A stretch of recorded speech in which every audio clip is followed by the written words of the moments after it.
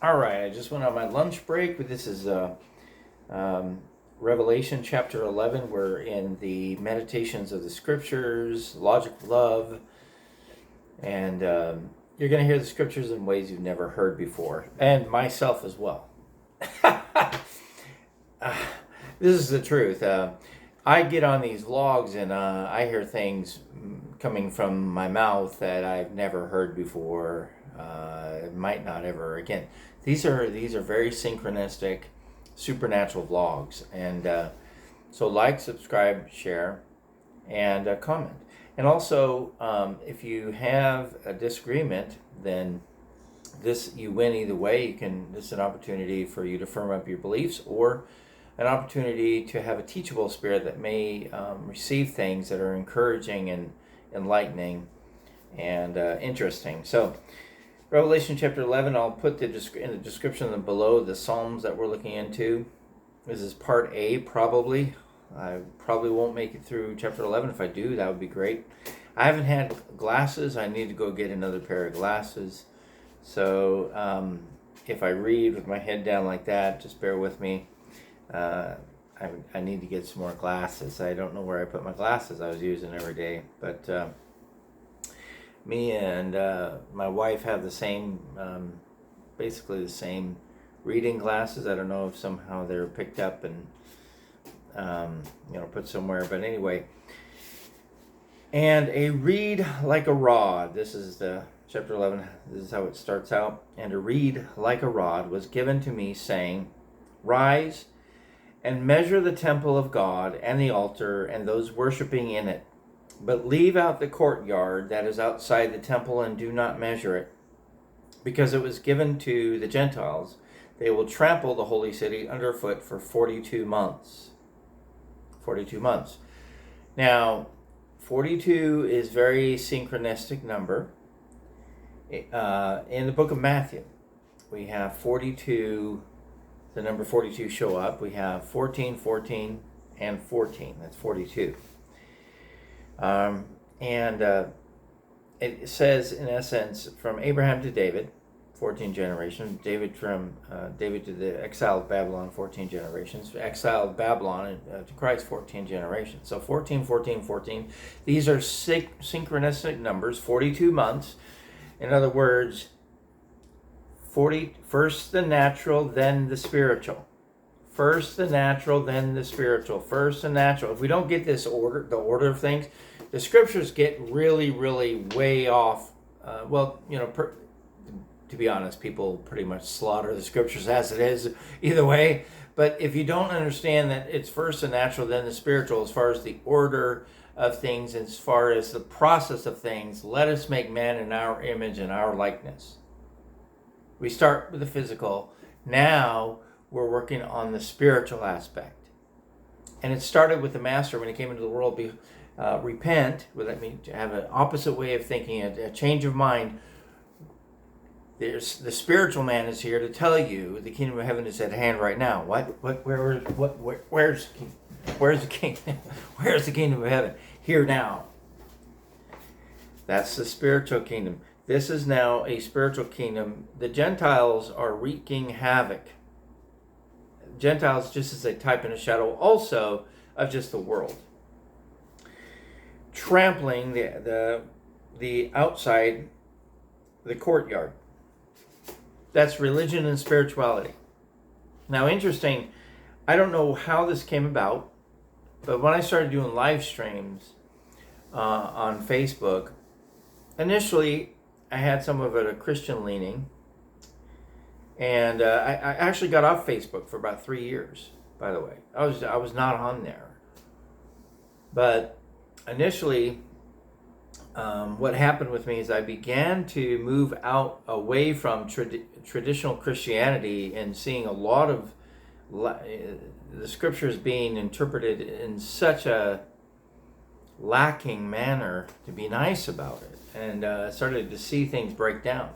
My story is that I went to a prophecy conference, and for several years I avoided a certain prophecy conference that my church that I was going to at the time was having, because they talked about rapture and all kinds of things that I could not with every ounce of my Christendom and everything I was doing and involved with, I could not see it in the scriptures as being absolutely true the way it is being described. Things like rapture.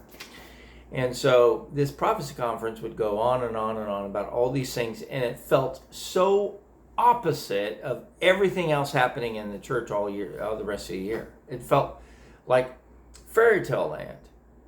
The way the scriptures being interpreted as there's an organization called According to Prophecy, which is and they just had their they've been doing this for 20 plus years. They just had their conference there in the same area where I used to go to church. I don't live there anymore, but anyway, so here we are, and I felt the Spirit nudge me to go to the prophecy conference and take notes and go to every minute, because I had been avoiding it. And I did. I took notes and it was the beginning of the end for me in terms of my relationship with traditional churchianity. Because I spent thousands of hours then looking at the scriptures over and over, back and forth, up and down, left and right, Then I got to a place where I laid the scriptures down. I got off Facebook. But before that, when I was kind of moving out of churchianity, I would go to door and ask people if they want prayer. And so prayer was going to be, and I had these ideas of how I was going to go places and set up a tent and pray over people. And, that's not something that I would be opposed to doing even now, but it never really transpired. But in the process, I kind of laid it all down, let it all go. And came back to it and started to deal with something called non-duality. And there is a certain oneness in reality, so it's not completely wrong, but I got all the way turned upside down in all of that. And so, the point is that there's a journey that's here, but these 42 months is an aspect of what we're going through and experiencing now.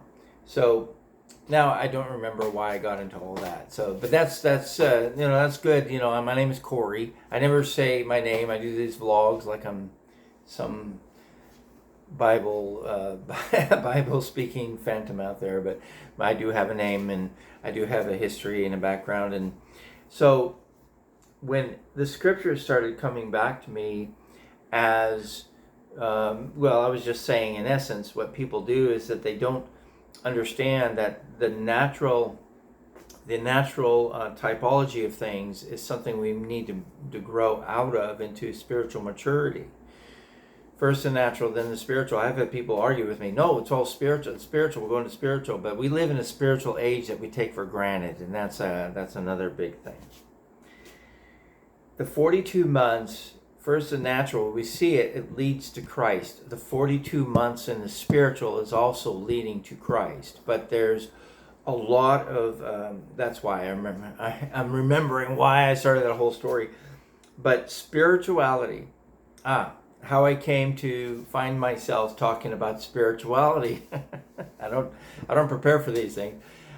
I found myself challenging all spirituality, full stop.